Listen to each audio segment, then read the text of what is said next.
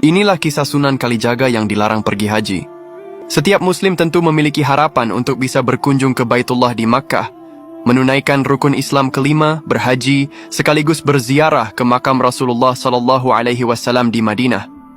Begitu pula dengan Sunan Kalijaga, salah satu wali Songo yang dikenal luas sebagai ulama penyebar Islam di tanah Jawa. Dikisahkan, pada suatu masa, Sunan Kalijaga tengah berada di Malaka dan hendak melanjutkan perjalanan ke Makkah untuk berhaji.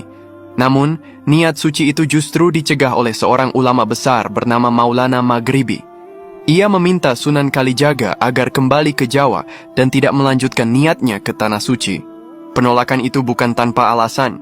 Saat itu, Islam baru mulai berkembang di Nusantara dan masyarakat Jawa masih dalam tahap awal keislaman. Kerajaan Demak sebagai pusat dakwah juga masih rapuh usai keruntuhan Majapahit. Maulana Maghribi khawatir, jika Sunan Kalijaga pergi berhaji, maka dakwah akan terhenti dan masyarakat bisa kembali pada kepercayaan lama. Lebih dalam, Maulana Maghribi menjelaskan bahwa Ka'bah di Makkah hanyalah simbol, sedangkan rumah Allah yang sejati ada dalam diri manusia. Haji bukan sekadar perjalanan fisik, melainkan perjalanan spiritual yang hanya bisa dicapai oleh mereka yang mampu mengalahkan hawa nafsu dan menjalani mati dalam hidup, konsep mistik Jawa yang dikenal sebagai mati sajroning urip. Versi lain menyebut bahwa bukan Maulana Maghribi, melainkan Nabi Khidir alaihi salam yang mencegah Sunan Kalijaga berhaji. Dalam perjalanan laut menuju Makkah, Nabi Khidir muncul dan memberi nasihat kepada Sunan Kalijaga agar tidak melanjutkan perjalanannya jika belum tahu apa yang akan dilakukan di sana. Kisah ini tercatat dalam naskah Jawa kuno Suluk Linglung. Dari kisah ini kita bisa mengambil pelajaran penting.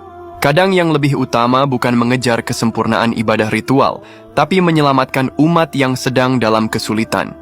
Sunan Kalijaga dilarang berhaji karena ada umat yang membutuhkan bimbingannya. Di zaman sekarang kita juga perlu merenung. Apa makna ibadah jika lingkungan sekitar kita terabaikan?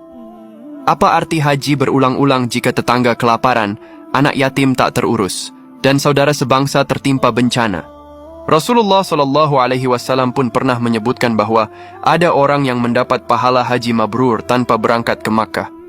Dikisahkan, suatu hari para sahabat bertanya kepada Rasulullah SAW, siapa yang hajinya paling diterima? Rasul menjawab, si fulan. Para sahabat terkejut, sebab orang itu tak jadi berhaji. Ia memilih menggunakan uang hajinya untuk menolong tetangganya yang sedang sakit.